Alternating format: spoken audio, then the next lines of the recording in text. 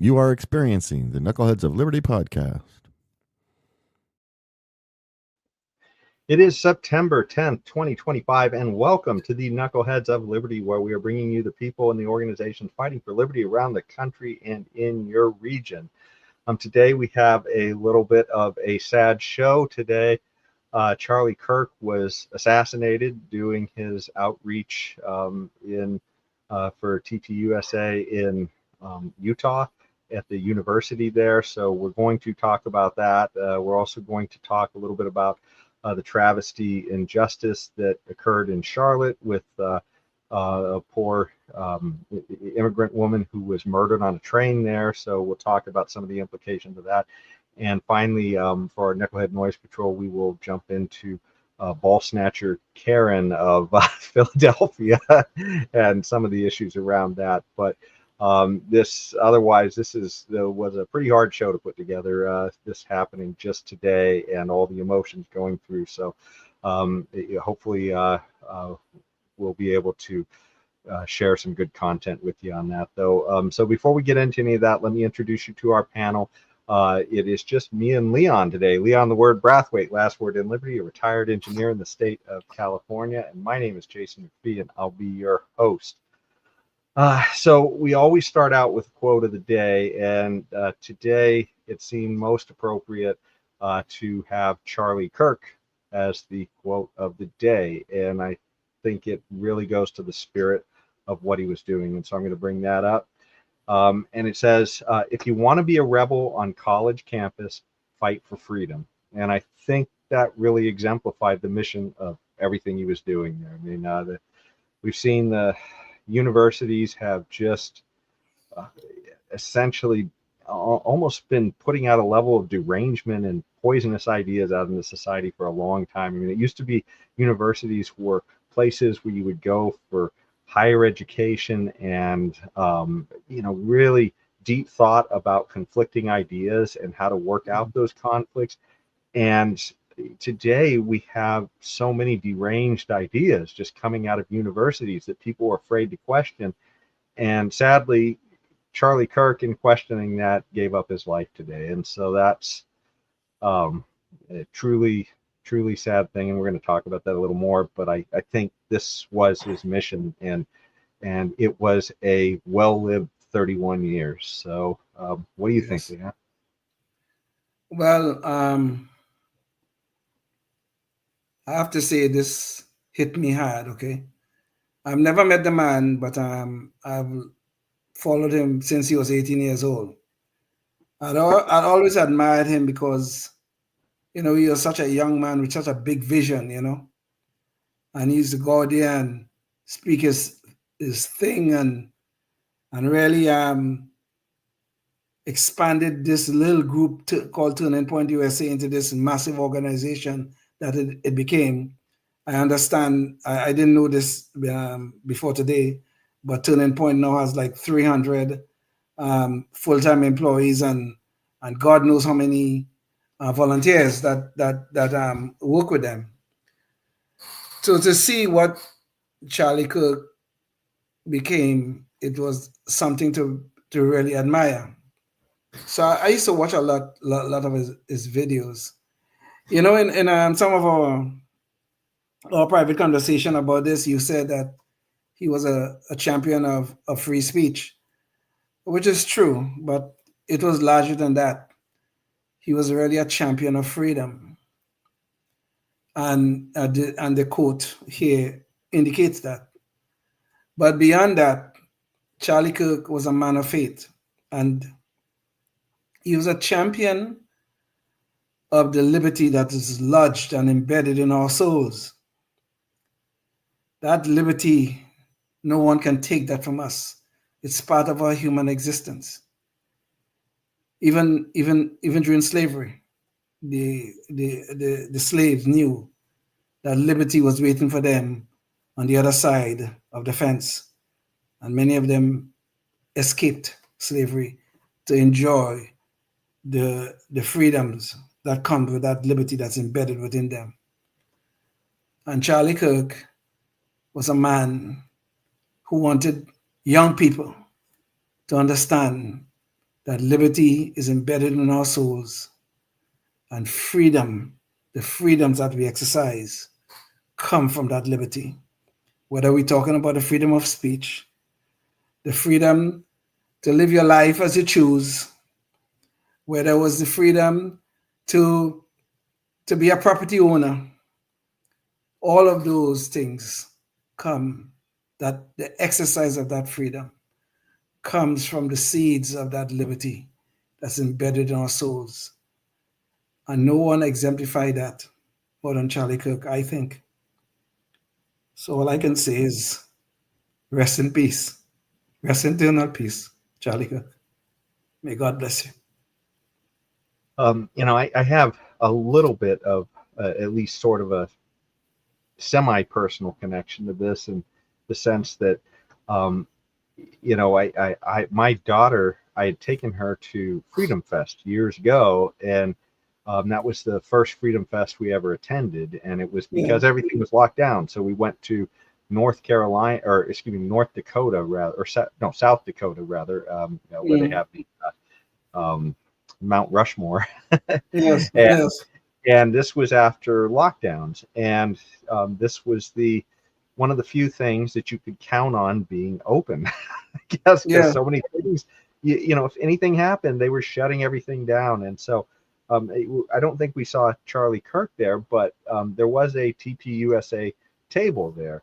And my daughter connected with that, and she was able to start her own high school chapter that she got motivated to do that. Afterwards, she met a lot of people through that program, and made some friends from it. But and we even went to see him speak at UC Davis when he was here, and that was a fiasco all of its own. They had a line of about 50 or 60 policemen trying to protect the place he was speaking at, while these psychotic activists who are just a absolute shame to the university system. The idea that they can't handle having somebody come onto their campus to have a discussion who might have different ideas than them, and they are throwing rocks and breaking windows in their facilities. These are the UC Davis facilities, right? Wow. Of course, the chancellor, I think they were fairly unsupportive of him coming as well, because I recall their rhetoric being pretty terrible in the issue. But this was a conservative group that invited him, and at least he was able to do it. But this is the type of environment he was putting himself into constantly. Yes. And in this case, it was a somewhat friendly atmosphere in this Utah university, and yet all it takes is one psycho, and that's what we're going to see as we go into the story. But Leon, did you have any other thoughts before we jump into what happened today? You still have to wonder, how did we go from where we were to where we are now? The UC Berkeley campus was the bastion of free speech. A lot of ideas, we used to go back and forth about it. And now you could go onto the Berkeley campus, and it's probably feel like you're somewhere in the Soviet Union, quite frankly. And you know how great a place the Soviet Union is. It's so great that it no longer exists. But you have to wonder, how did we devolve into this, where these campuses now are places of censorship and violence in some cases, well, the ultimate violence today.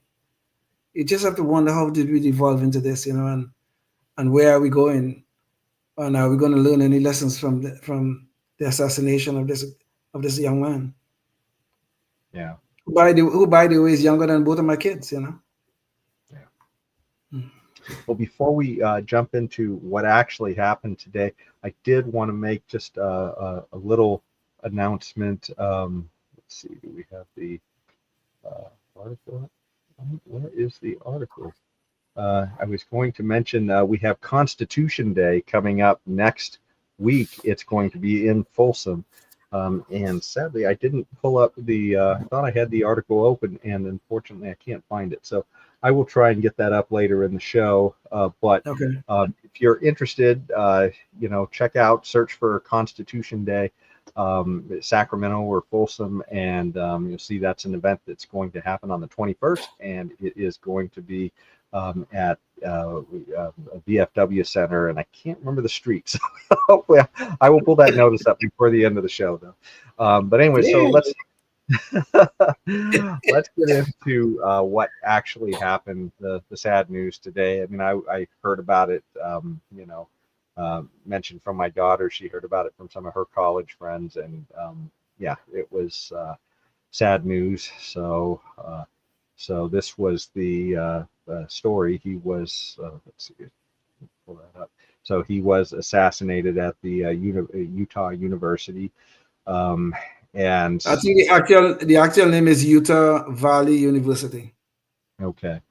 And so I'm going to pull up a video that will help to people to understand, because we've been talking a lot about Charlie Kirk, but it would help to see him at work a little bit. And so this video is going to show sort of how he engaged with students and challenged their thinking, and then it's going to show what happened. So anyways, let's jump into the video. So founder of Turning Point USA, Charlie Kirk, was assassinated today doing what his mission was, which was to reach college students through free speech and to try and upend the bad ideas from the left that are permeating these campuses with better ideas. And of course, this is all an exercise in free speech. So this was kind of a hard show to put together because this literally just happened today. But anyways, just so you can kind of understand who Charlie Kirk is, let's watch a little bit of an exchange, because this is kind of the norm of what he did. He went to college campuses and he looked for people who disagreed with him for the most part, people who had sort of leftist views on things, and they tried to engage them in discussion. So here we have an example of a young woman who was arguing with him or having a discussion with him about what the definition of a woman is. You seem like a sweet person, but can you tell me what a woman is? A woman? I mean, a woman is someone who identifies with femininity.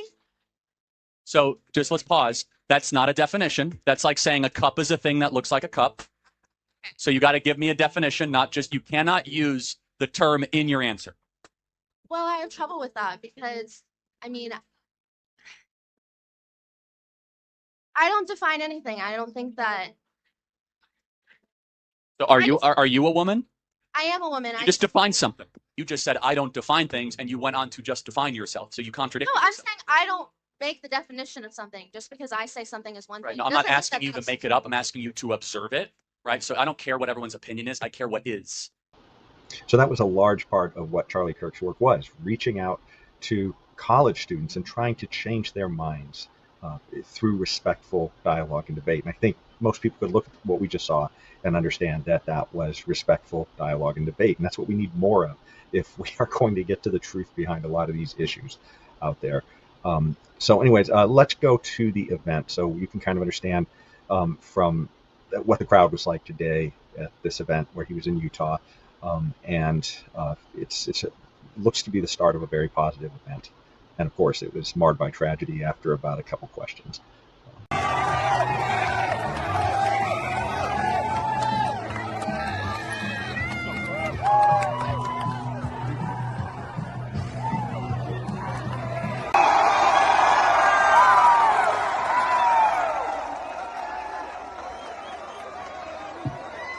That's a lot of people, Utah, I'll tell you what.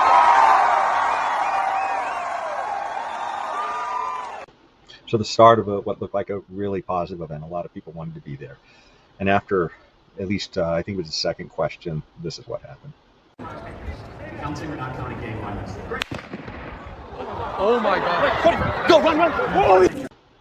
The irony that this happened on a college campus, that this is where we come to as a society, that people cannot handle peaceful and civil discussion and resort to violence when they don't like the ideas expressed by somebody else. It's awful, and that's where we're at.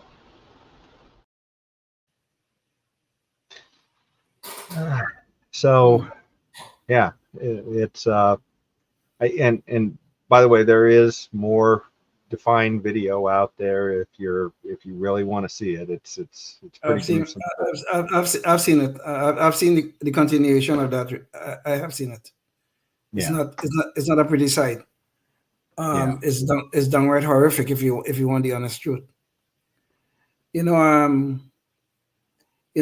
This thing that happened to Charlie Cook on a university campus at that. It didn't just start recently. This thing started, I would say, probably in full in the 1980s. I don't know if you remember when they started off with having speech codes on the campuses.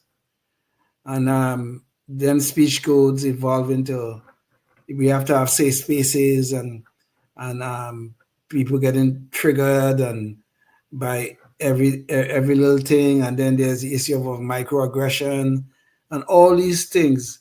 It all evolved out of this idea that people should only be able to hear ideas and listen to ideas for things that they agree with, and only those things that they agree with are acceptable upon the campuses.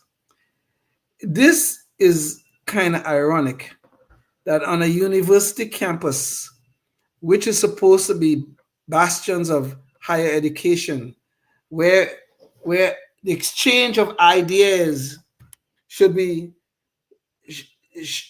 paramount in our education, have now turned into these little bubbles of self-congratulations, where indoctrination have become so rigid that people are now being disciplined for speaking their mind, that students are being suspended because if they say quote unquote the wrong thing, when all they're doing is exercising their free speech rights. This thing started in the 1980s with those speech codes, and now it have devolved into this thing where on campuses now there's violence against conservatives, and the ultimate violence occurred today to Charlie Kirk. He was just 31, wife, 2 children, young children. I think the oldest is 3 years old. But we are almost lost as a society if we don't try to deal with these problems that we are seeing.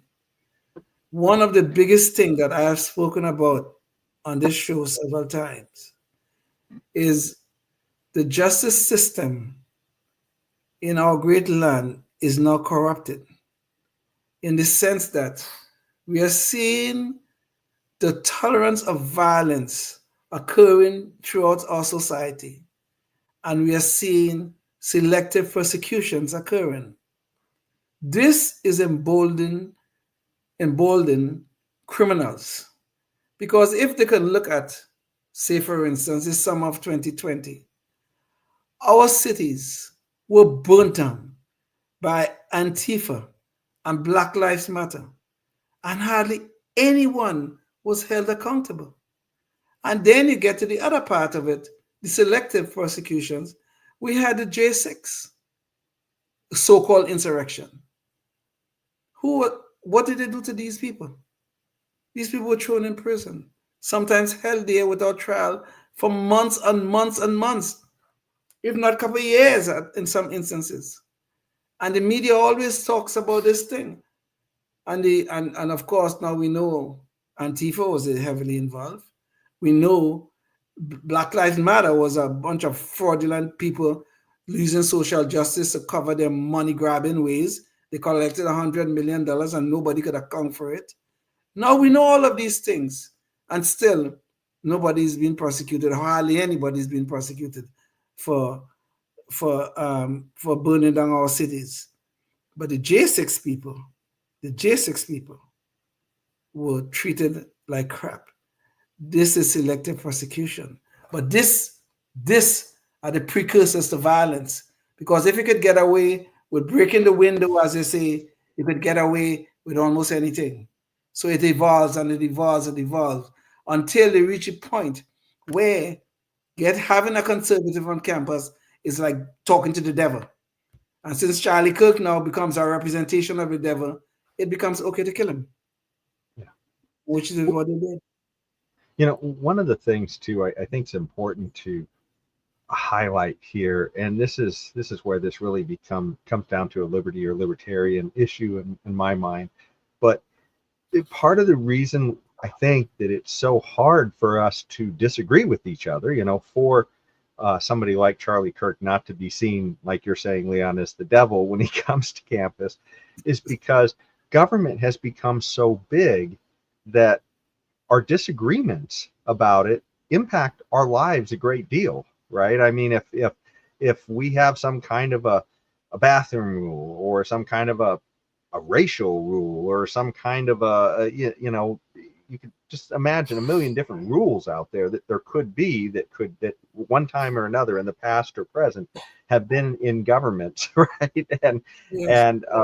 and because government is so big, it impacts so much of our lives that when somebody loses an election, they lose a lot, right? I mean, there's a whole lot of things about their life that are maybe changing in a way they don't like. And this is one of the ironies, I think, with Democrats who very much seem to like government solutions.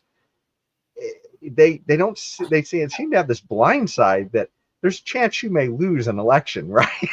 Exactly. And if you put everything in thinking that I need government to do what I want to do in life, if government is about paying for all your stuff, if it's about, you know, providing this, that, or the other thing, if it's for protections for everything, if you rely on government and not your own initiative or the market or anything like that, then when government doesn't go your way, it's a big deal. And because we're essentially fighting over a zero-sum game over the same pie. And this is the crazy thing, right? I mean, I think most libertarians evolved to understand that with markets, it's not a zero-sum game, right? Both of us can win. Just because I get my way doesn't mean you don't get your way. But many times with government, that's exactly what it means. If I get my way, you don't get your way.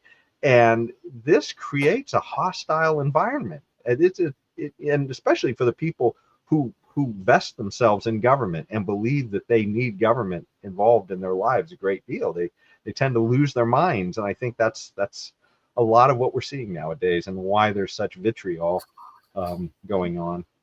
But building on that point, you see, this is just the point. You see, is that government, you know, the famous word that they use, entitlement programs. They are making citizens here. This is what is happening here. The government is corrupting the souls of our citizens by creating these entitlement programs. So the citizen now be feel that I am entitled. And you know what they're entitled to? They're entitled to the labor units of another human being. Yep. Because the entitlement through the programs magic of government. Only through the magic of government. Only through the magic, the dark magic of government. Exactly. So the government works their dark magic on us, the society at large, with these entitlement programs, and now we are entitled to the labor units of another human being. That is just one step from slavery. I mean, the government just looks at a nice little slick way. Oh, you pay your taxes, you pay your fair share, and you know, it becomes wonderful. But you're creating human beings that feel entitled. And when those entitlements are taken away, you see violence as a result. You see people marching on the street. Oh, they can't take away my Medicare. They can't take away my Medicaid. They can't take away this program. They can't take away that program. And all we're talking about is the entitlement to other people's labor. And that is what the government is doing, is in corrupting people's soul. And you see it, and the end result of that at all times is violence. It's just like this social justice whole thing that occurred in the summer of 2020, is people feeling entitled. They could burn down people's place, and that's okay. They could even kill people, and that's okay. All in the name of social justice. Is this sense of entitlement that the government corrupts the soul of our citizens with is really the biggest danger. And you're absolutely right. Government is too large. It's too involved in our lives. They're determining too much things about our future. And it's a dangerous trend that we are on. God help us, because we are on the Titanic sailing towards that iceberg out there. And if we don't do something and do something quick, we're going to hit that iceberg, and we're going to hit it hard. And as you brought up the George Floyd Summer of Love from 2020, Yes. one of the Yes. key issues in that, and I think this is the perfect example of that, is the whole statue thing, right? I mean, we had this argument over statues. What an insane Yes. thing to have an argument over statues. And the idea that some people, because these statues were in public places, some people said, I don't want that statue. And some people said, I kind of like that statue. Well, Right. it's a zero-sum game. Either one guy gets his way with the statue or the other guy does, right? Now, think about how many statues of Jesus there are out there. Do we have a problem with people destroying statues of Jesus in this country? And I say no, because they're all on private property called churches. All on private property. Exactly. Exactly. So I mean, these are private groups, private clubs, and they want to get together, and they all like that idea of that statue, so they have that statue. But when you put it out in the public place, you are forcing everybody else to go along with your views one way or another. And maybe they're good, maybe they're not, but this is the problem. It's a zero-sum game. And so we saw that was right at the epicenter of all of that violence, people arguing over statues. Sure. Exactly. Yes. And the irony also is that the founding fathers would have been the last ones to want a bunch of statues up there from the government. just a little bit of trivia. We didn't have presidents on our coins until the Lincoln 1905 penny. And that's a real testament to the idea that the only person to appear is Lady Liberty before that, because they knew the dangers of putting images of kings out there, Yes. sponsored by the government, whether it be in the money or anything else. And, here we are, we sort of lost our way, with our money, with our growth of government, all those things, we seem to have lost our way. But before we go, if you're watching on public access, we've got plenty more to talk about. But I did find our Constitution Day celebration thing, and here it is. It is just to let you know before you leave on public access, that is going to be Sunday, September 21st. That's next Sunday, or not this Sunday coming up, but the Sunday afterwards. And it's going to be from noon to 4, and it's Fair Oaks Boulevard at the VFW Hall, or excuse me, not Fair Oaks Boulevard, but Fair Oaks, California, rather, in 8990 Krutov Way in Fair Oaks off of Hazel and Sunset. So check it out, and maybe you'll find out a little bit more about some of those other things the founding fathers were looking out for back in the day. So anyways, let's get back to the regular part of the show, though. So we can remove this, I guess. But, one of the other things that came out of this whole Charlie Kirk,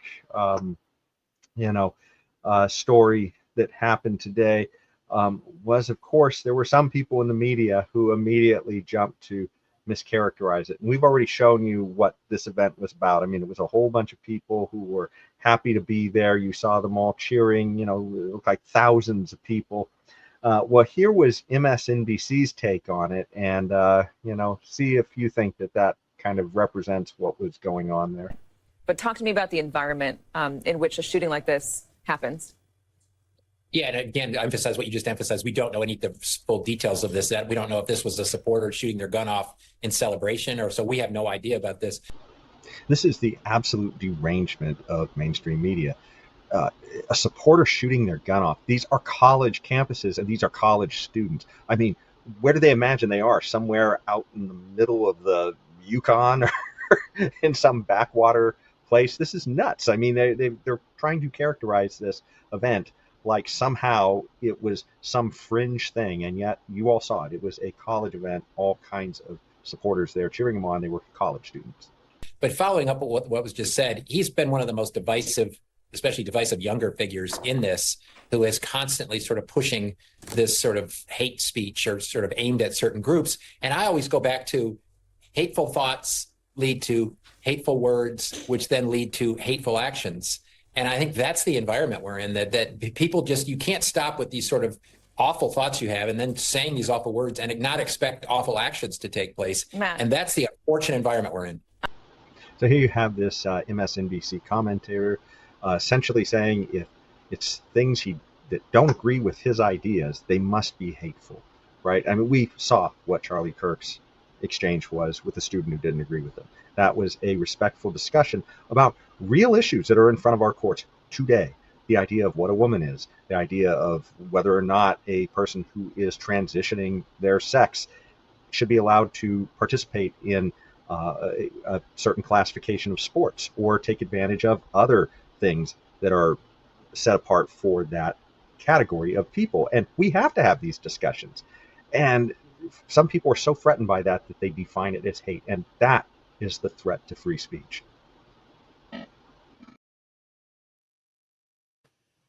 So that is a threat to our liberties. That's in our souls. That's a threat to all our rights, quite frankly. That fool that you just play on MSNBC is a guy named Matthew Dow. He used to be a Republican. Okay? He used to be a Republican.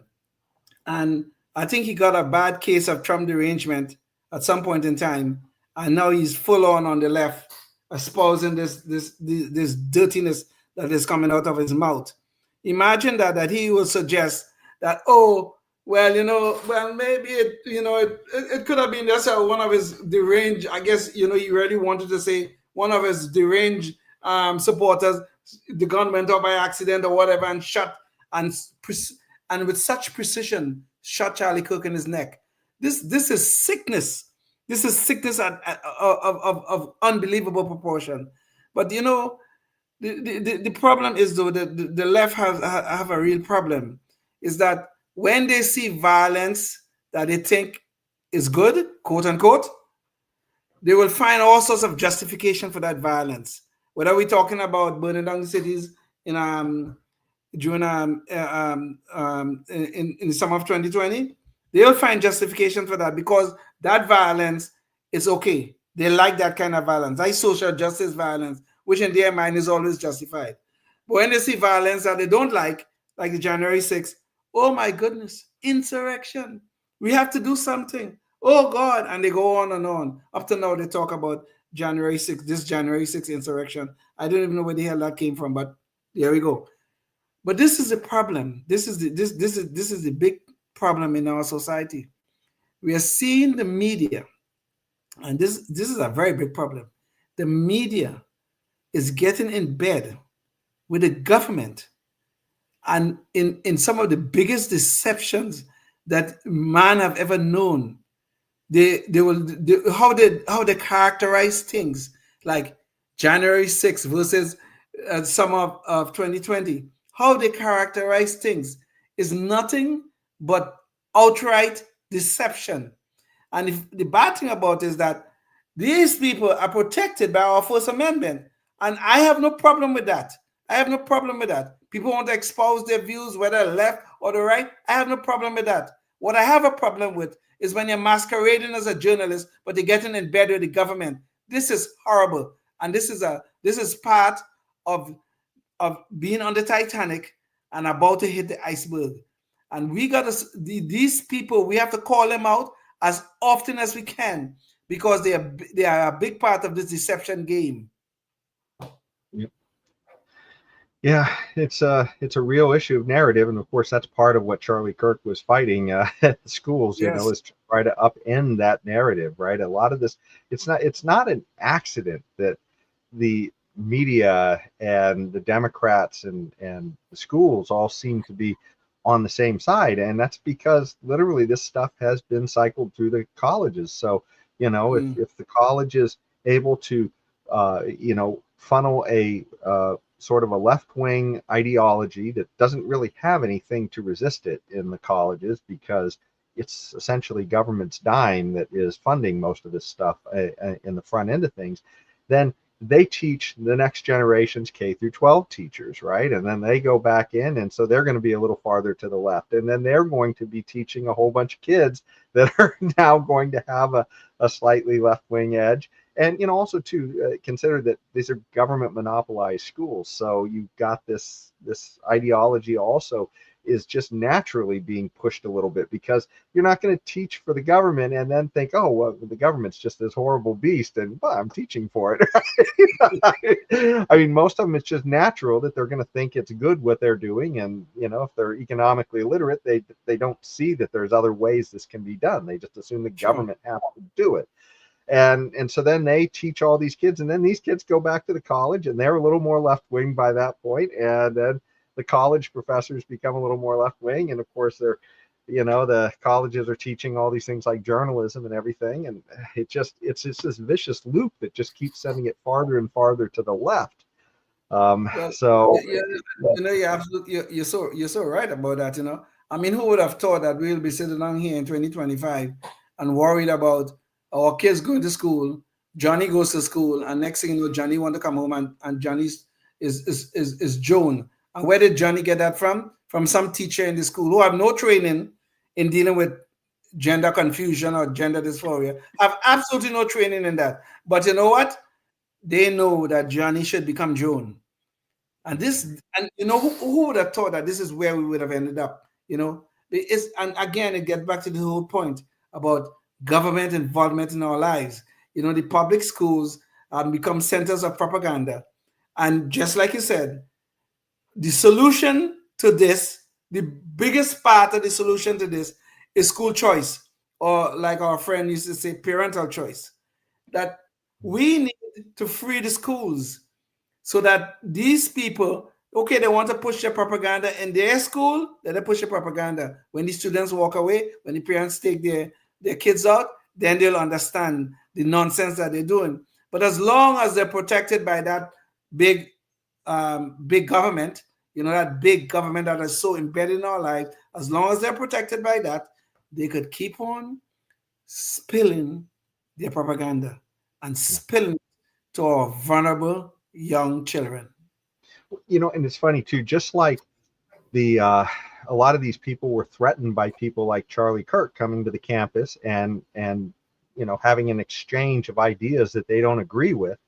You know, they're just as threatened about having to compete in the free market to be a teacher or a college instructor or whatever, right? I mean, they want the government, you know, controlling those jobs. They don't want to compete, right?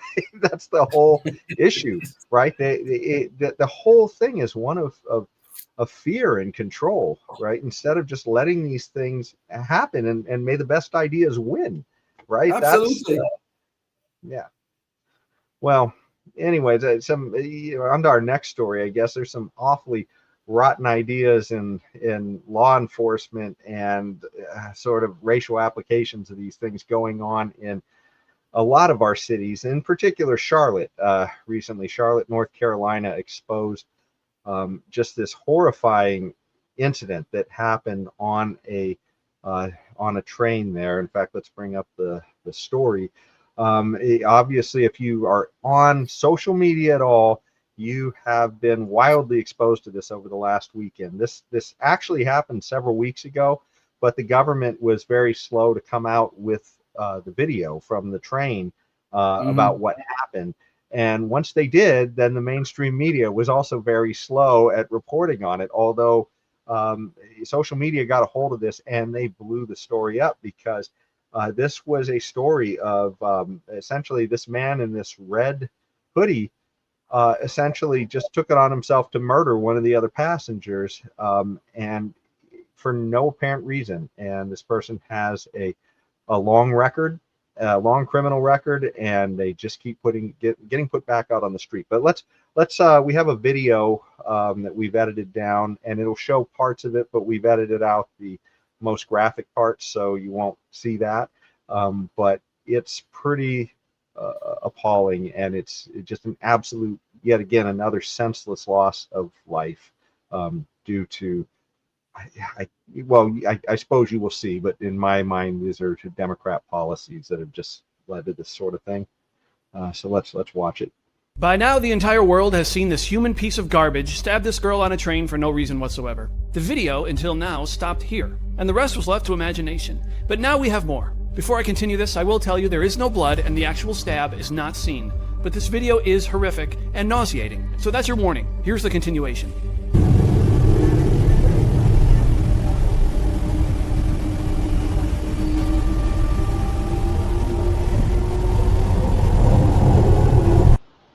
this point, the woman probably doesn't realize it, but she has been fatally stabbed, and for no apparent reason. She is simply on her way home from an honest job at a pizza place, taking public transit.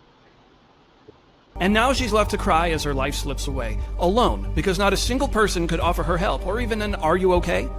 You could give these people the benefit of the doubt, as perhaps they don't quite realize what happened, especially because it happened so quick and without warning. The guy walks down the train, which I've blurred to spare you the blood that's everywhere, and he seems to say, "I got that white girl." Then, while standing alone, he seems to utter his reason for this whole thing. So apparently this woman's only aggression in this case is the mere fact that she's white. This guy, this deranged person, makes up the idea that somehow she called him the N-word, but anybody can go and watch the entire video, and it's out there, and it's horrifying. She doesn't say anything to him, right? So sounds like a convenient excuse to get away with murder. And that's a whole nother kettle of fish, the idea that we're allowing some people just a ridiculous, I guess, excuse that they can't control themselves if they're called a name. That's just absolutely beyond the pale. But put the shoe on the other foot. If you're not sure how to think about this, imagine if the races were switched of everybody sitting in that car. And what do you think the media story would be now? Because keep in mind, this video was not released until about 2 weeks after it happened. And even then, the mainstream media didn't pick it up. It was mainly picked up and driven by social media outrage. And that is what is finally causing the mainstream media to pick up on it. And one of the stories I've heard about that is maybe there is some sort of an election going on there right now, and maybe that could have played into this. I'm not sure. But it's just absolutely appalling what has happened in this story. Recall also there was the case just a few years ago of selfless hero Daniel Penny, who stood up to somebody on a subway train who was threatening to harm other passengers. And he stood up to defend them. And he was a white man, and he even had the help of, I believe it was either a black man or a Hispanic man that helped to hold this guy down. And that guy wound up dying through the use of this hold. But he was a threat to everybody, and they wanted to put him in jail. So if you wonder why people aren't doing anything on this train, I mean, we've kind of disincentivized anybody being a Daniel Penny. After he leaves, you can hear some people finally discover what's happened.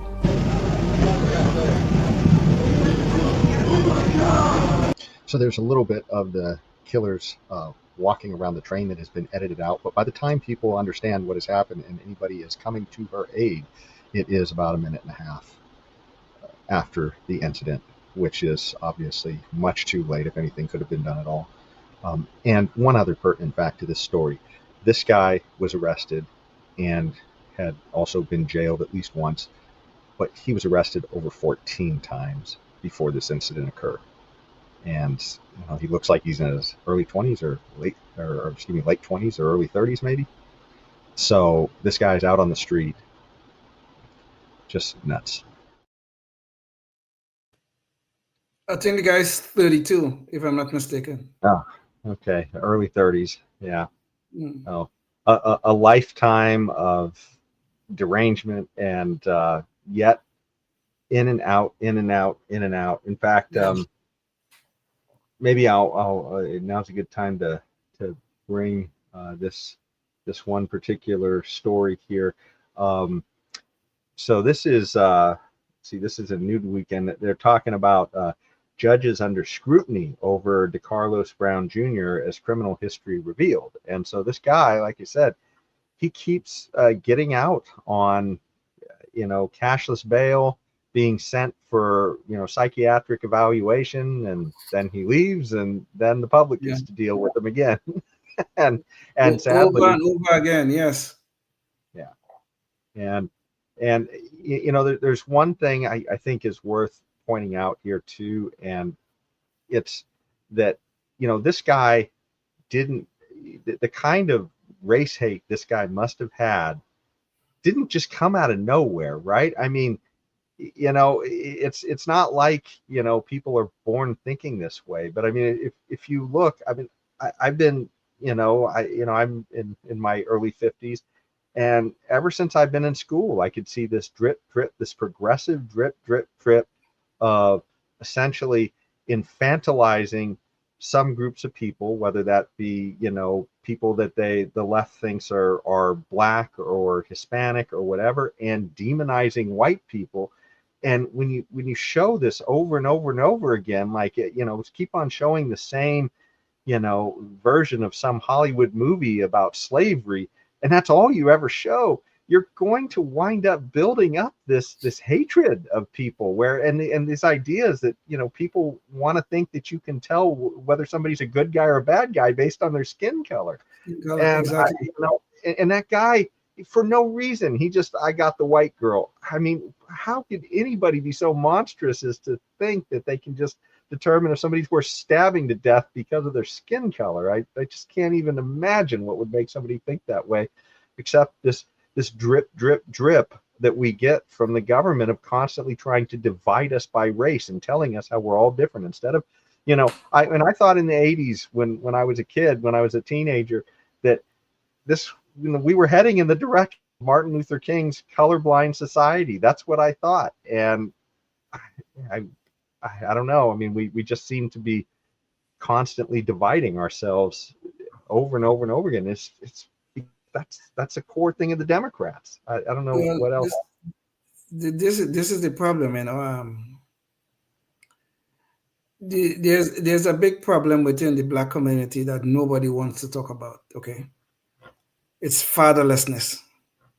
Okay, and a lot of these kids are growing up without fathers, no one to guide them, no one to discipline them, and the first time they encounter a real disciplinarian who wouldn't back down from them, the first time they do that is probably a police officer on the street.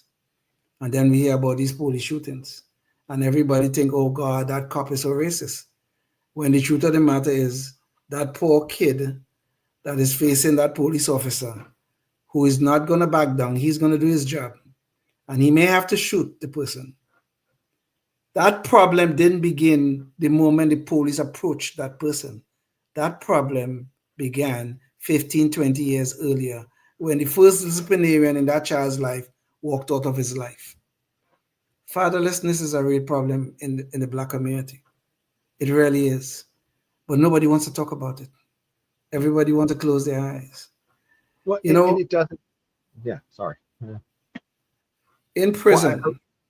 Well, go ahead. Finish it. Go ahead. Say what you want to say. I just wanted to say that's government coming in and pushing the dads away. I mean, it's in so many different ways that, between a welfare system that is set up to say, hey, we're going to help mothers essentially that don't have dads in the home. And well, that's an incentive to push a dad out of the home, right? I mean, just all kinds of ways that the government, we have a terrible government-run education system it's almost a pipeline to prisons for a lot of kids. And then we have a drug war that is also incentivizing kids that don't have any skills after they leave the high school, and any training, that hey, this is a way you can make money. Well, I mean, a lot of kids, they have no other way they see to be successful, because this is where it's just one layer after another of government failure that is just.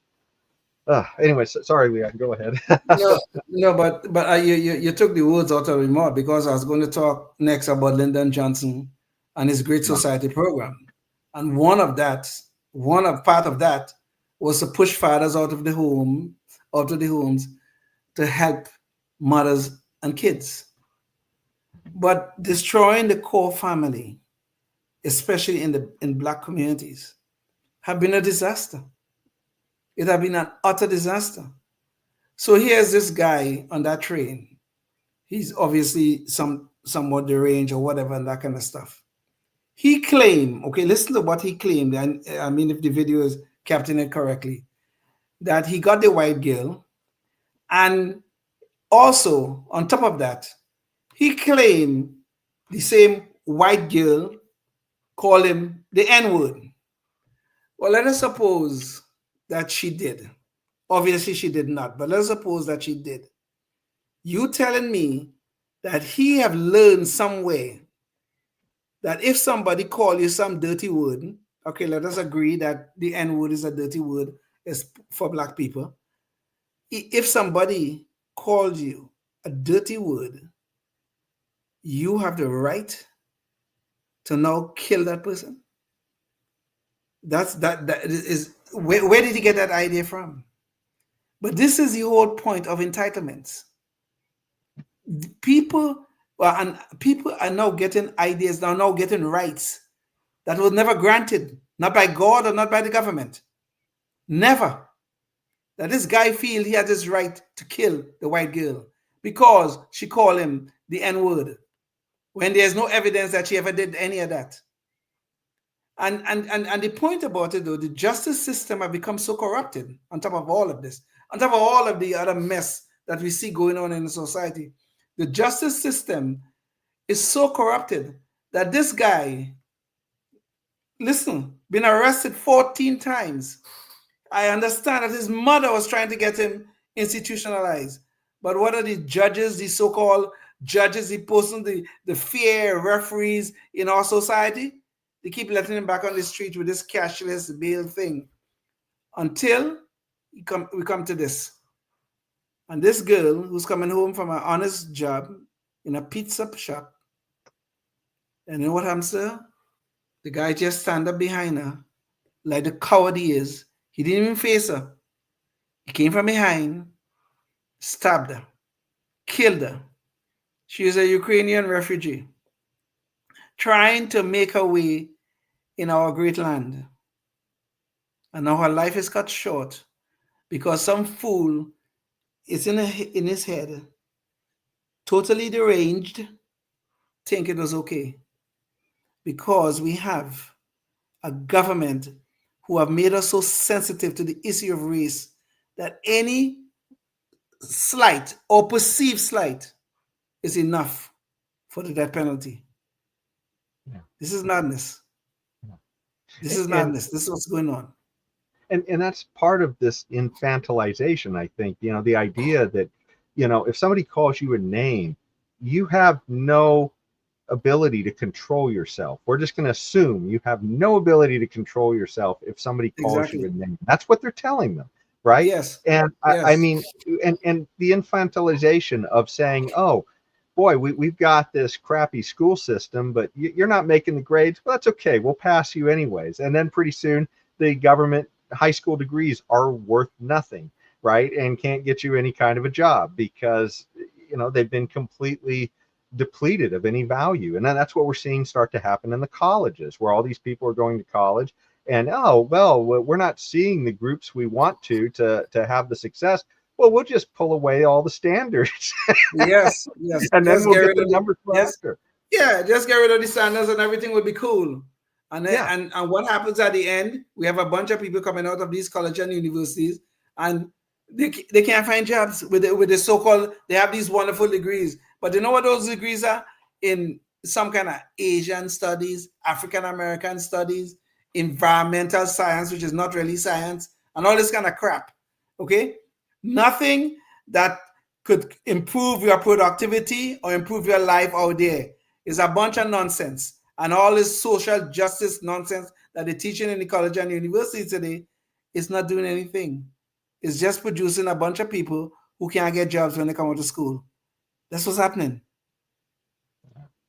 Well, and speaking of infantilization, I mean, part of this is, as we've talked about, the schools and the Democrat politicians who've been pushing this stuff, but it's also the media. And the media is also alive and well on this story too. And so we have Leon's favorite journalist, Abby Phillips. I'm just insulted. I'm just insulted that you call her a journalist. But go ahead, keep going. we're gonna show the hot take that's going on CNN about this, and believe it or not, they're also besmirching. This happened several days ago, and without knowing it, they're also besmirching Charlie Kirk, who.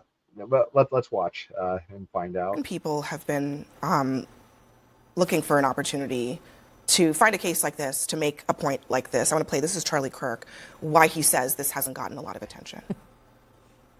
A white Ukrainian refugee was murdered just because she was white. Everybody knows that, obviously. If a random white person simply walked up to and stabbed a nice, law-abiding black person for no reason, it would be an apocalyptically huge national story used to impose national sweeping political changes on the whole country. Instead, Megan Basham, no one seems to care when a white woman gets stabbed to the death.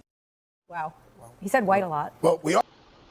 And so here we have essentially the Democrats and their media arm spinning the narrative that when something goes wrong under their management, it's the Republicans pounce thing or conservatives pounce. And so here they're attacking Charlie Kirk, like the guy we talked about earlier in the show, who died now fighting the good fight. But this is absolutely nuts. It's never about any responsibility with their own policies. It's always about, why are you noticing? But I did notice there's a little bit more in this clip that's worth seeing from Van Jones. So let's hear what he had to say. But also, I mean, people like Charlie Kirk, Van, they've been looking for opportunities to make this some sort of like reciprocal George Floyd situation. And that's the part that I think he's almost giving away the game. And it's sad to see a lot of people going along with it. You know, let me just say a couple of things. One is, I mean, what happened to that young woman was horrible. And it's everybody's nightmare. If you're in any public space, a subway, whatever, that something bad's going to happen to you or somebody you care about. So it does strike a chord. We don't know why that man did what he did. And for Charlie Kirk to say, we know he did it because she's white, when there's no evidence of that, it's just pure race mongering, hate mongering, it's wrong. Then he says that if something like that had happened the other way, there'd be sweeping changes imposed on society. Where is the George Floyd Policing Act? It didn't pass. Even when you had a white police officer murder a black man on live television, the whole world saw, there were no sweeping changes. In fact, not one law was passed at the federal level. So I think that's an important thing to point out. The other thing is, you mentioned the thing about cashless bail. I think this is a big challenge that we have. Would you have felt better if there had been cash bail and the mom had come and put down $1,000 to let him out? It's not about cashless bail or no cashless bail. It's about the fact that we don't know how to deal with people who are hurting in the way this man was hurting. Hurt people hurt people. What happened was horrible, but it becomes an opportunity for people to jump on bandwagons. And then for someone like Charlie Kirk, he should be ashamed of himself. No one mentioned the word race, white, black, or anything except him. What people mention is the horror of what happened to this young woman. But as usual, the Democrat propaganda is wrong. As we all saw, the killer literally said it was about race. So don't buy the propaganda. But this is just horrifying. Again, it's look the other way. And the cashless bail thing, the guy's mom literally wanted him in jail, but the government let him out because cashless bail.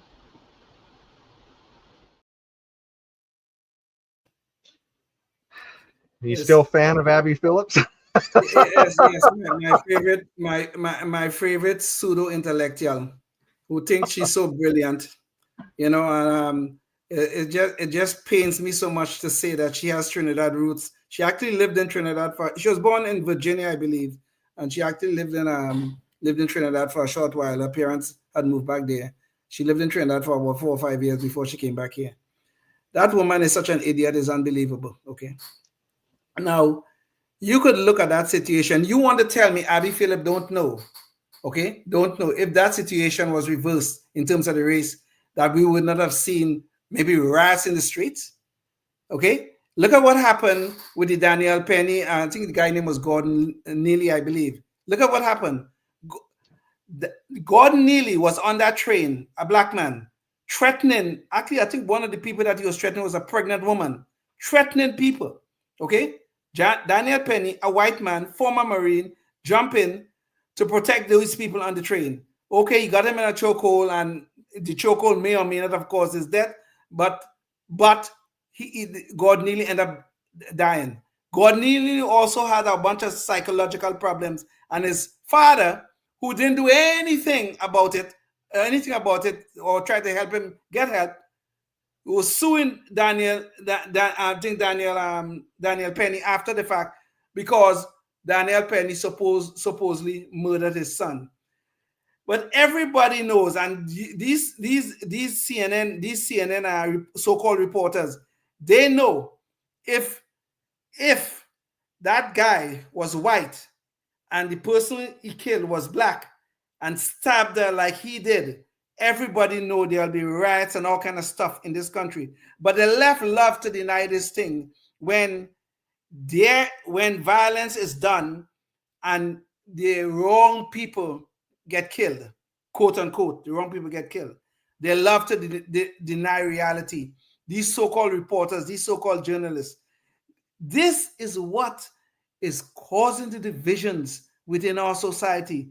This is what is taking us further and further away from that day, from that glorious day that Martin Luther King spoke about dreaming about his 4 little children living in a society where they live, where they are judged, not by the color of their skin.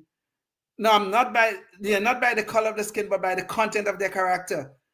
It's taking us further away from that. And these so-called liberals who care so much about people like me, who trying to help people like me, people with my sort of skin color, they think that their policies are doing anything but destroying the black communities throughout this America. Look at the inner cities of America. How did that happen? Democratic policy. Look at the crime that we're seeing right now. And the up in arms because Trump went into DC. Trump went into DC, yes. He sent the National Guard into DC. You know that they're mad at Trump, and they're not mad at the criminals who's causing all sorts of mayhem in Washington, DC, which is supposed to be our capital. This is insanity. This is complete insanity. And we just keep going, allowing these people to give us these narratives, and some people are believing this nonsense without even checking it. Believe the nonsense that, oh my goodness gracious, this poor guy had a problem, so his best answer to the problem was to just stab this poor woman who was just sitting on the train on her phone. And now she's gone. Well, and it's interesting too, you bring up the issue of the policing in all of these cities. Well, this is not happening in a vacuum. This was not a one-off in Charlotte. Right. In fact, in researching for this story, I accidentally thought it was the wrong city. I assumed when I first saw that picture, must be New York. Right? That was my first thought. But sure enough, there was actually a stranger just about 2 weeks ago stabbed somebody in the face on the subway in New York. So, I mean, this stuff is happening constantly in all of these cities. An amazing amount of crime that is just going on in these places. And that's causing Trump to threaten to essentially send the troops to Chicago to wind up helping to get things under control, as he did with Washington, D.C. And Washington, it's not as controversial because it constitutionally it's not a separate state, so it is a federally controlled district. But with the states and cities in those states, it is a little more controversial. But that is causing Trump, though, to talk about expanding his powers here. And we have a little video of him talking about his response to this story that happened in Charlottesville. And of course, failure of the left in policing is leading maybe to yet another expansion of federal government. So let's watch this video. Also a horrible killing recently in Charlotte, I talked about, and so many others. When you have horrible killings, you have to take horrible actions. And this is the problem here, that we Democrats have done such a terrible job managing crime, protecting people's property rights in their own cities, that now we have a potential expansion of power from the federal government. And it's anyways, let's hear more of what Trump has to say about it. For far too long, Americans have been forced to put up with Democrat-run cities that set loose savage, bloodthirsty criminals to prey on innocent people, really very, very innocent people. In every place, they control radical left judges, politicians, and activists, and they've adopted a policy of catch and release for thugs and killers. In Charlotte, North Carolina, we saw the results of these policies when a 23-year-old woman who came here from Ukraine met her bloody end on a public train. And here's a picture of it. This is the picture of it. And this is a picture of the woman, a beautiful young girl that never had problems in life, with a magnificent future in this country. And now she's dead. She was slaughtered by a deranged monster who was roaming free after 14 prior arrests. We cannot allow a depraved criminal element of violent repeat offenders to continue spreading destruction and death throughout our country. We have to respond with force and strength. We have to be vicious just like they are. It's the only thing they understand. 24 of the top 25 most dangerous cities in America are run by Democrat mayors. 50 people were murdered in Chicago in recent weeks, with hundreds being shot. And it's time to stop this madness. The people of our country need to insist on protection, safety, law, and order. We have proven that it can be done because we did it right here in D.C., in District of Columbia. The capital of America was a bloodthirsty, horrible, dangerous place, one of the worst. And now it's a crime-free city, and we're going to keep it that way. It can be done. It can happen fast. All we want is, please, Mr. President, we need help. Chicago needs help. Other cities need help. We'll do what has to be done because we're going to make America safe again.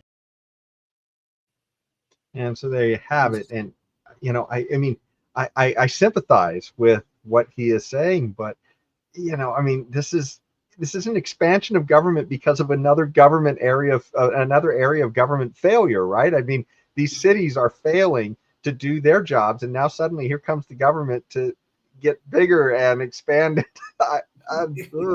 It just want to make your head hurt, you know, all this stuff. You know, I mean, as you rightfully said, the Washington D.C. is a federal district. It's controlled by the federal government, even though they have some kind of self rule.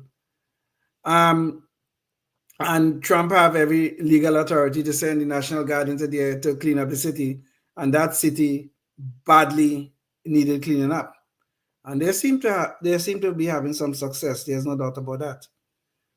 But this thing about these other cities, there's a real constitutional problem here for Trump. And like you said, I too agree with Trump's sentiment on this. Okay, because crime in these cities are beyond horrible. I mean, God Lord, Chicago is like a war zone, right? On steroids, I would say. And I could understand why Trump would want to send in the National Guard like he did in DC. But there's a real constitutional issue here about the separation between the authorities of the federal government versus the authorities of the state. I think he can do so if there's some kind of declared emergency, he could probably send in the National Guard. But I don't see how he'll accomplish that unless the governor of the states agree to allow the National Guard to be activated within the cities within that state. So it's I mean, but you're right. You're absolutely right. It's an expansion. It's an expansion of government power, and it's an expansion of the use of the National Guard. But I don't know how he'll get around that. I mean, because J.B. Pritzker, who is the governor of Illinois, is totally against Trump sending in any National Guard. But you know, the thing that I don't understand about this thing, okay, that I truly do not understand, okay, while you're absolutely right, this is an expansion of government power, the federal government in this particular case. But the people involved, J.D. Pritzker and Brandon Johnson, who is the mayor of Brandon Johnson is the mayor of Chicago, they are opposed. They hate Donald Trump. They hate Donald Trump more than they love their own citizens. So even if there's a constitutional issue, there are ways at which it could be worked out. You want to tell me Brandon Johnson cannot look in his own city and seeing what is going on just over Labor Day weekend? I think 50, 60 people were shot and about 7 or 8 of them end up dead. And he can't look in his own city and say, wait a second, we have a real problem here. Maybe we need help. He cannot talk to the governor of the state, and then the governor of the state talks to Donald Trump, and they work out something that is constitutionally within the boundaries and have the National Guard come in there and help them solve these problems. They could if they wanted to, but they hate Trump more than they love their constituents. And this is a problem. This Trump derangement syndrome is causing people to make some choices that are just unbelievable. Unbelievable. Look at Washington, D.C. right now. People starting to feel comfortable again. The citizens starting to feel comfortable again. They walk in the streets a little bit at night now and that kind of stuff since the National Guard have come in there. But there are still people that you see on TV. My favorite journalist, as you like to call her, is one of them who's still talking about the fact that, well, we don't know if this is a good idea. Donald Trump do this, Donald Trump do that, Donald Trump do the other. Well, he did everything within his own authority to start with, so I don't know what the hell they're talking about. But they're still trying to tear down the idea of using the National Guard to take care of a very serious problem, which is the safety of our fellow citizens. And these people are sick. They're really sick. But so if I mean, like I said, I understand Trump's sentiment. He has a real a heavy lift constitutionally, but this could be worked out. This could be worked out if these governors and the mayor will come up with some plan whereby they could allow Trump to send in the National Guard to help them, because obviously they can't solve this problem by themselves. Yeah. Well, this is though where I think we're almost missing the forest for the trees, though, because it's true that if you have a bunch of guards out on the street, maybe you're going to have a little less crime in the short term. But the real problem here is that we have a criminal justice system that is, one, it's not putting away problem criminals, and two, it's not doing anything to reform these people while they are in custody, right? I mean, so you've got a complete failure of a system. The woman who was the judge in Charlotte who let this guy out, I guess, so many times, my understanding is she has no law degree. All of her stuff is this DEI background type of stuff, where it's all about social justice stuff. And so, I mean, you're putting people in positions of power. And then to top it off, it sounded like she had a conflict of interest beyond all that, where she had ownership in the health facility that she was sending people to in lieu of jail, to go get mental health. So, I mean, this is just absolutely nuts, and no amount of police in the long run is going to fix that problem. And, you may, make these people sort of hide in the shadows for a little while, but ultimately you're still going to wind up having that problem that those bad people are still going to be running around. They're just maybe going to be a little farther in the shadows is all. So, well, you raise a good point, Jason, but the intent in my mind was never that we just send in the National Guard, the people hide in the shadows, and then you leave and then they go back to their quote unquote normal activity. No, the idea was that the sending the National Guard, that was that was phase one, part one. But you also have to reform the criminal justice system. You also have to look a little deeper at some of these radical judges and some of the decisions that they're making in the judiciary that is causing having this revolving door, usually caused by cashless bail and all that kind of stuff. You have to do a few things in parallel. But the short-term problem we have right now is that the citizens of Chicago, the citizens of any major city in this country are totally unsafe because of crime. Innocent people have no part of some of the activities that are going on, and they're being killed because they're in the wrong place at the wrong time. So in the short term, we can try to get people safe by using the National Guard. But at the same time, we have to work on different things that will hopefully last beyond the tenure of the National Guards in those cities. We have to. Otherwise, you go back to exactly what you're saying. I think the best way to solve this problem is to rely less on government, rely more on the Second Amendment. I think if there had been more Daniel Pennies, more armed Daniel Pennies, maybe if this woman had been armed on that train, you wouldn't have people who, this guy stabbed her with impunity, right? He stabbed her and nobody moved to do anything about it. She had no way to retaliate.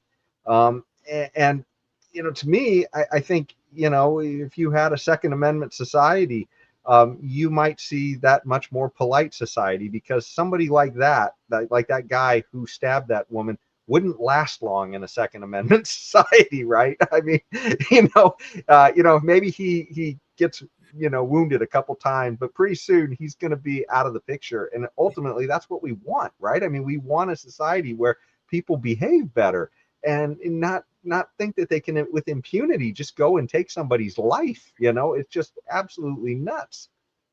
So, well, that get back to what I'm trying to say. There are several things that we can do in parallel, and excuse me. And one of those things, and you're absolutely right, you raised a very good point about the Second Amendment. One of those things that we definitely have to do is look at all these gun control laws that we have and all these gun-free zones that we have in these major cities. Because obviously, gun control, everybody knows that gun control laws are just happy days for criminals. But we have to be able, along with doing these other things, sending the National Guard and all that kind of stuff, we have to look deeply at arming the citizens of these cities so they could protect themselves.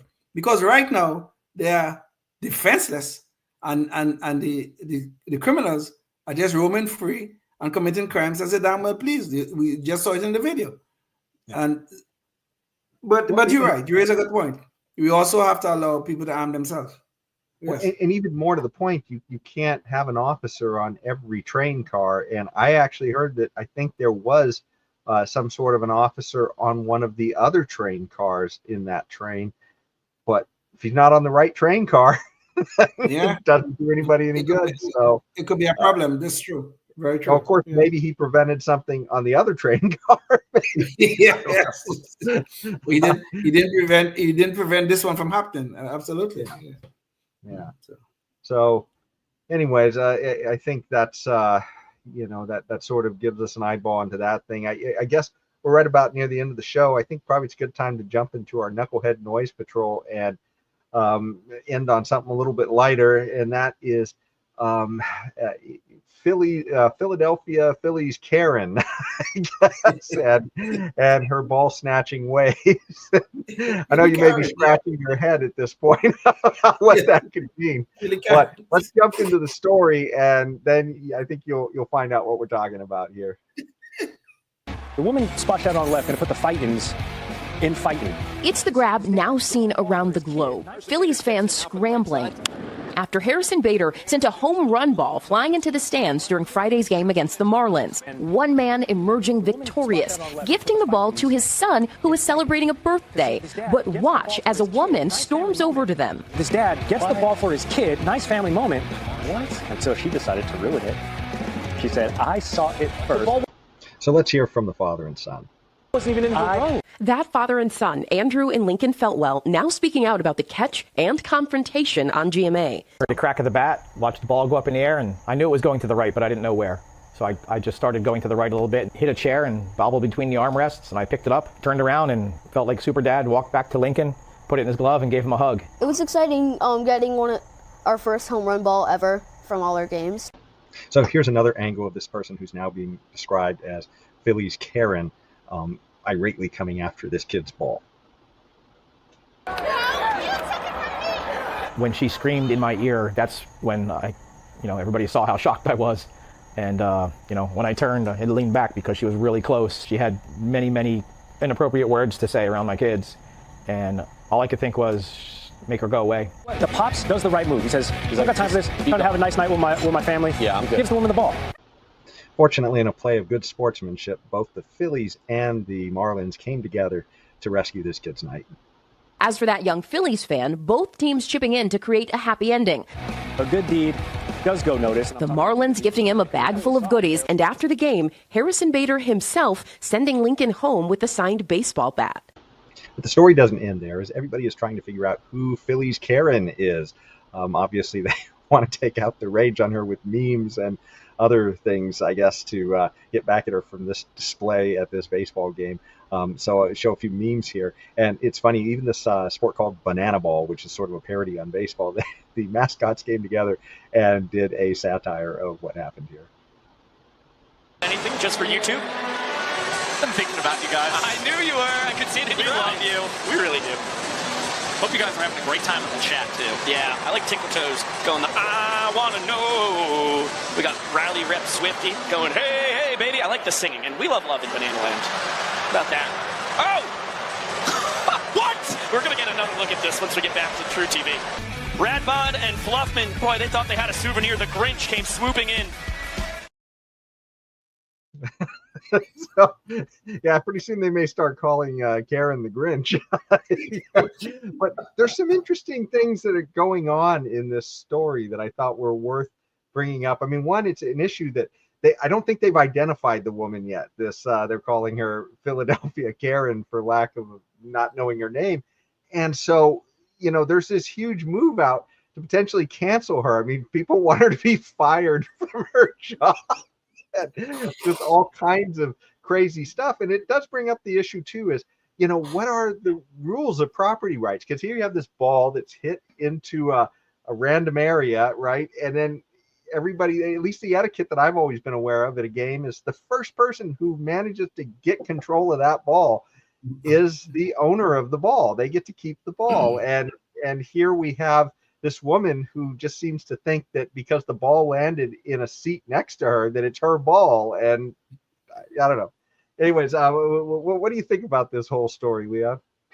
I mean, I think this woman is beyond ridiculous. Okay, seriously. Because as far as I know, is that once a ball get into the stand, whoever gets to the ball first, they own the ball. The father did. Okay, obviously he did. Now, this gets back to something we spoke about earlier in the show. This sense of entitlement. That woman she's on somebody else's property to start with, okay? Which is whoever owns the stadium. I don't know who owns the stadium, but somebody owns that stadium, and it's not her. So she's on somebody else's property. Somebody hit a ball into the thing. It is nobody's property while that ball is in the air. Once it hit in the stadium, which is somebody else's property, it is whoever get the damn ball first. The father did. But that woman feels she's entitled to it. Now, where did she get that from? Where did you think she got that from? From all these entitlements that we have within that spreading around this country, the entitlement programs that we have. She have this sense of entitlement. She have to have that ball. Now, quite frankly, if I were in that father's place, I don't know if I would have given up the ball, quite frankly. I don't think so. No, seriously, I might have a problem with her, but I don't think I would have given up the ball. Now, I could understand the father's position. It's his son's birthday, and that woman is obviously going off her rockers in front of his children, and you want to protect the children from any sort of bacchanal, shall we say, any sort of difficulties that may occur if you refuse to give her the ball. But I would have tried to say, let's go talk about it someplace else. But I don't think I would have given her the ball. I really don't think so. Because I do not see how she got property rights in that ball. I didn't take it out of her hand. I didn't take it from inside her bag or anything like that. So I don't know. I don't understand how she gained these property rights. I don't know. So I don't think I would have given her the ball. But it would have been a hard call if my kids. I used to take my children to professional basketball games when they were younger. And if something like that, if the equivalent of that occurred, I mean, it would have been a difficult call for me to get in a confrontation with somebody over, say, a ball of some kind or some sort of, whatever, some sort of something that came from the game or anything like that. So I kind of understand the father's position. But if I was there, I don't think I would have given her that ball. I don't think so. I think that Karen would have to go jump in a lake somewhere. Yeah, I think so. I just love this particular meme that I saw after the story started breaking. And the idea that if she felt that entitled for the ball, why didn't she follow them into the hallway to get the bat too? That's mine too.